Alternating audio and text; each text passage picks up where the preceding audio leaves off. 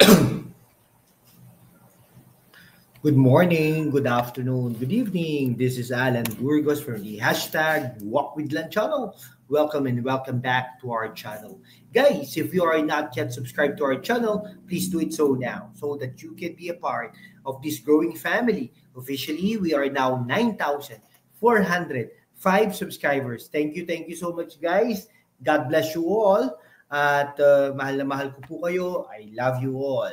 Okay, sige, ang pag-usapan po natin today, ay nako, gumaganda po talaga ang politika dito sa ating bansa, pero minsan ay wala naman po sa hulog itong mga politikong ito at parang tila bagang nagsasayang lang sila ng pera, no, diyan sa mga hearing na yan.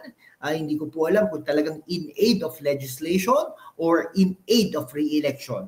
At saka yung mga kakampi po dati ng mga Duterte ay wala na po talaga, no? Ay unti-unti na rin kumakampi sa mga Marcoses at kay Romualdez, no? Sana naman pagdating ng 2028 ay bumalik na ang mga Duterte para naman tumahimik na ang bansang Pilipinas, yung mga drug pusher at drug addict ay mawala na sa bansang ito. Okay, ang pag-usapan po natin today ay yun dyan sa Caloocan City. No? Ito po sinasabi natin. Si Trillanes po ay tumakbo bilang mayor ng Caloocan at mula po nung umpisa ay hindi po, mula nung umpisa ay medyo sinusuportahan natin siya dahil sabi niya change. Pero ang ano ko po doon, take ko po doon, no? Kung nag-ano na po siya, nag-declare na po siya, natatakbo bilang mayor ng Caloocan City, sana naman ay humihiwalay na sa national, no? Yung mga ICC na yan, binibitawan na niya, hindi na niya criticize ang mga Duterte, hindi niya na criticize ang Sara Duterte, Panelo, Roque, Bongo, De La Rosa, etc. Okay? Yun po yun, ha? Kaya lang, hindi po ganun. Dapat, dapat concentrated na siya sa Caloocan City. Hindi po ganun ang nangyayari. So parang national, local. So out of focus po si dating Senador Trillanes. Yun lang naman po sinasabi natin. No? Hindi naman po natin sinasabing hindi magaling. Pero mas magaling po ang malapitan. Kaya nga naman po, no, ayon sa survey, talagang tambak na itong dating senador na ito at tingin ko, hindi na po mananalo si Trillanes sa anumang eleksyon. Sabi nga, no, kahit daw barangay Kagawad, ay hindi po ito mananalo. May nagsasabi nga, barangay Tanod. Pero po barangay Tanod ay hindi elected. Kaya naman, hindi natin masasabi na qualified siya bilang barangay Tanod, no? Kagawad, baka hindi po manalo. Pero syempre, sa lugar ba naman nila, hindi ba na mananalo na Kagawad? Baka manalo naman.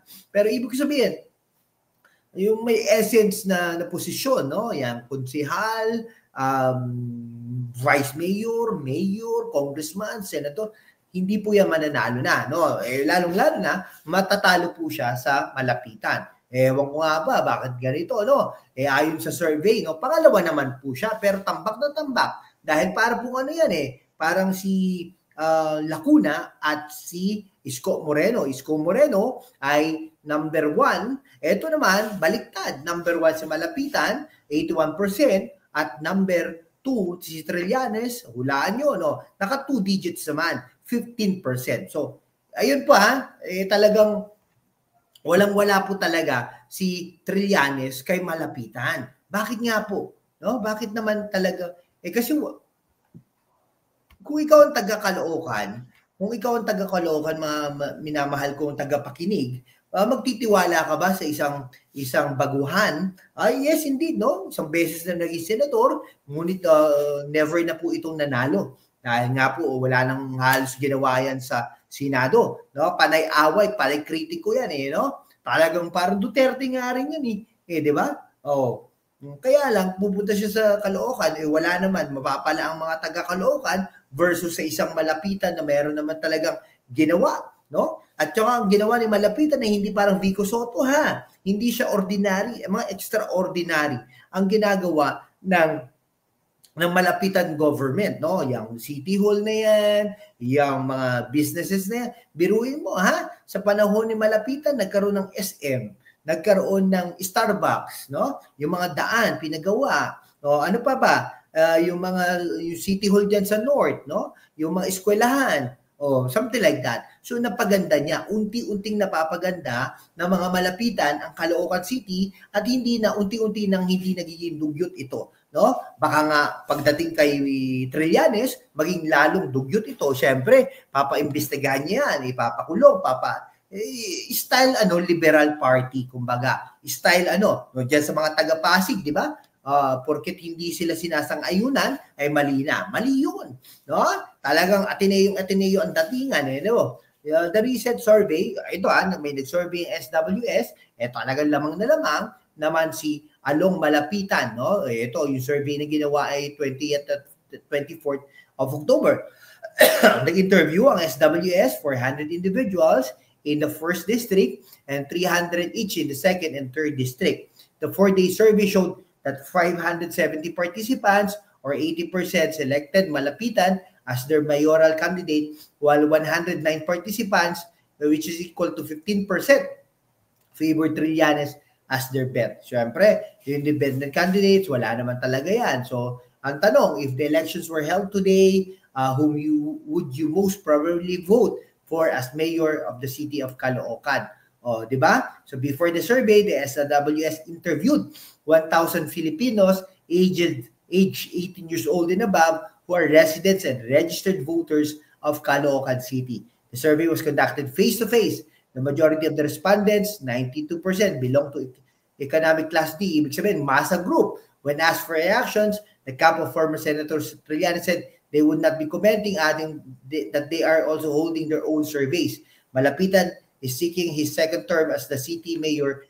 Pero ang difference po kasi nito ay ito survey na ito ay ano po ito, no? SWS. Hindi lang po ito survey ng Malapitan, hindi lang po survey ito ng Trillanes, ngunit ito po ay survey ng SWS. So ibig pong sabihin ay talaga namang ano yan, no? May credibilidad kumbaga, no? In comparison, kasi ayaw makinig Alam niyo po, dito sa programang ito, 95% na napre-predict natin kung sino po yung mananalo, matatalo. At nagsasuggest din po tayo kung anong pwede nilang gawin. For example, kay Isko Moreno, di ba sabi natin, huwag tumakbo noong 2022.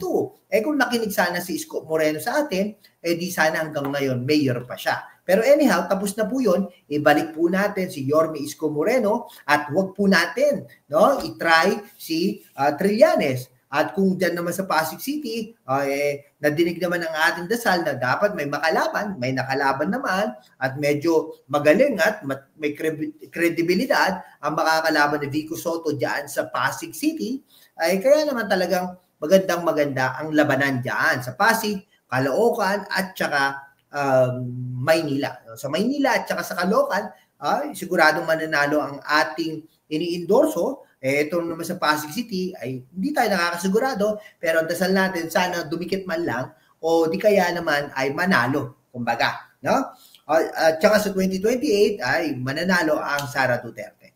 Sige po, hanggang dito na lang po mga kaibigan ko ha. Maraming salamat po sa inyong lahat. Kung hindi ka pa nakapag-subscribe kaibigan, mag-subscribe ka naman upang maging naman tayo, sustainable and maintainable. Salamat po ng marami. God bless you all.